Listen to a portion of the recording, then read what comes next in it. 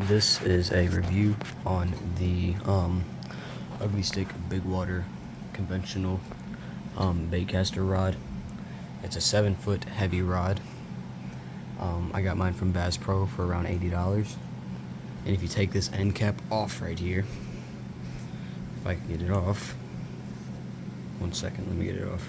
It has this to hook into a fighting belt if you get a really big fish on, which is pretty cool, and it has this softer foam right here to protect you when you're not using it. And it also has, whether you do it is one of this style, it is a rod rated for, it's a 7-foot heavy rod. I don't know if you can see that, with rated for 40 to 80 pound line, 3 to 12 ounce lure, and that's the number. Wait, no, that's the number. Hold on, let me try and get it to focus. This is the number for the rod.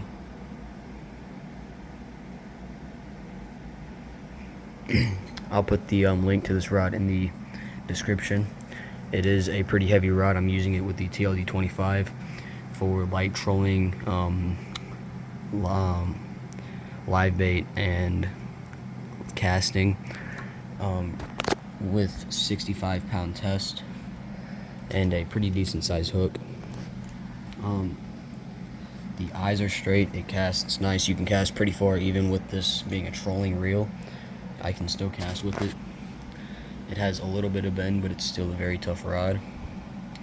I would recommend getting this rod for a bait caster if you're looking for something that is heavy and not super expensive. It was around $80 for this, like I said. The eyes are on there really good, and it won't cut your line off because they have, I don't really know what it is, but they're really smooth. The whole base back here, I believe, is metal because it's pretty tough and it's really hard. And so this setup right here was around $300. The Shimano TLD 25 being around $200, $180, and this being around $100, $80. And because I was looking for a rod, and it took me a really long time to find a rod that I wanted, because there weren't too many good videos out there like for what I wanted.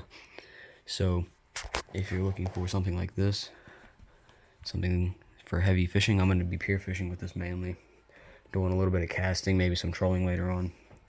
But I'm going to show you a cheaper alternative if you don't want to spend as much money on something like this. This here is the cheaper alternative, sitting at around $20 for this rod. The Berkley Big Game, rated for, I believe, 12 to 30 pound, 1 to 4 ounce lure, 8-foot rod. Those are the numbers right there. Medium heavy. It's nice, but it does bend pretty far. If I were you, I would probably get the 7-foot. It has the same style, but this particular rod is a open face or spinning reel version. It's pretty tough. It does not have the thing on it for the belt. You can get a cheaper Ugly Stik like this for around $50-ish, around this size, with a plastic belt thing to hook into a belt. It has quite a bit of bend. I caught a pretty big fish on it. This setup right here was around $50. If I were you, I would get a cheaper, well, not a cheaper, a more expensive reel than this. This was a $20 Ozark Trail 5000 reel for literally $20. It is pretty good, but if you get a big fish, your gears will strip out, and you wouldn't want to lose a fish because of a cheap reel. So put like maybe a $50 reel on there, just something a little bit nicer. These are both for ocean and or catfishing, and they're both really nice, but I was looking for something that was heavier, so I went with this setup, which is not a bad price. because it's literally $300 for this. You don't need to get something like this if you're just fishing in the ocean. I'm fishing for stingray and bigger fish like that. And this setup right here should last me a lifetime because stuff like this doesn't just break. And if you have some older equipment, that'll probably work. Just with your rods, take and put a little bit of weight on them. How I like to test the bend of a rod, here I'll show you right now. I'll hold on to it and simply lift. Now if you have an older rod, don't lift it at the very tip because it'll snap the tip of your rod off, and you don't want to do that.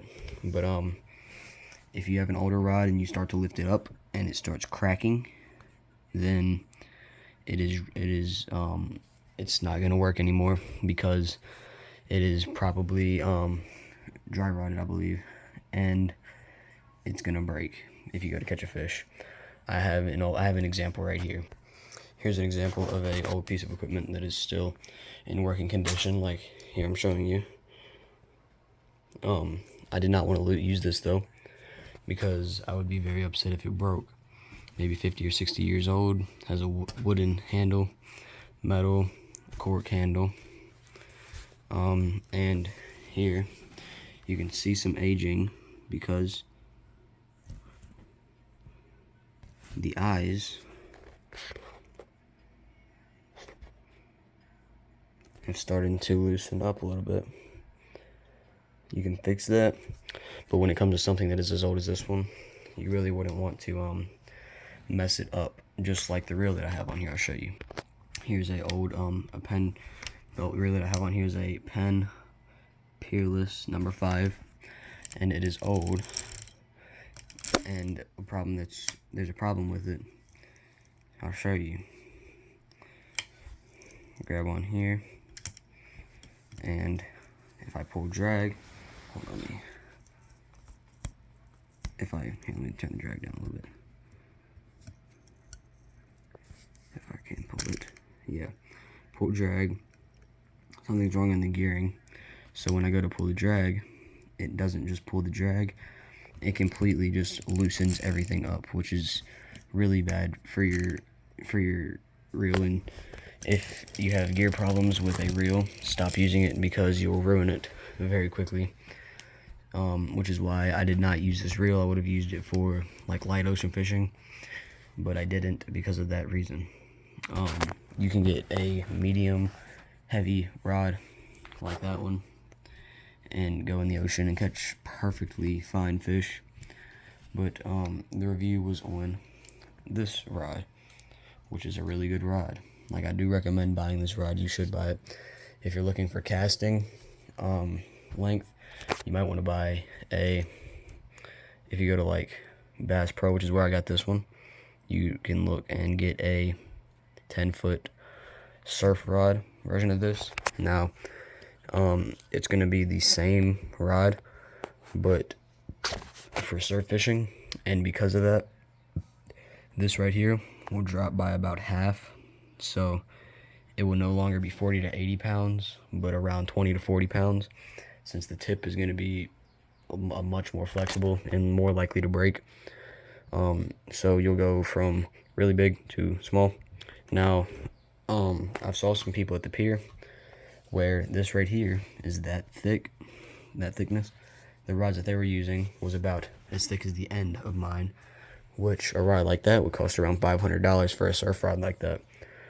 Now, whenever I get any fishing equipment, I am going to do a review on it, because I have seen multiple YouTubers where they'll be using something and talking about how good it is, but they never actually mention what they're using. So I'll make sure that I tell you everything that I use, what it is, where I got it, a link for it most of the time. I'm going to have a link for this rod and this reel in the comment section if you would like to go ahead and pick it up. If I were you, I would go to a tackle store, outdoor store like Bass Pro, and look at the stuff yourself. That's why I went to the store, to Bass Pro yesterday, to go see what they had. It really is worth just checking out what you're buying. I'm trying to show you the best that I can here what this really is. It's a tough rod. I tried as hard as I could to get that to bend at the base, and it wouldn't. I put a 10-pound weight. I put a 10-pound weight on the end of this, and it didn't start bending. It didn't bend past this point, so it only bent like at the third one. It's a really tough rod.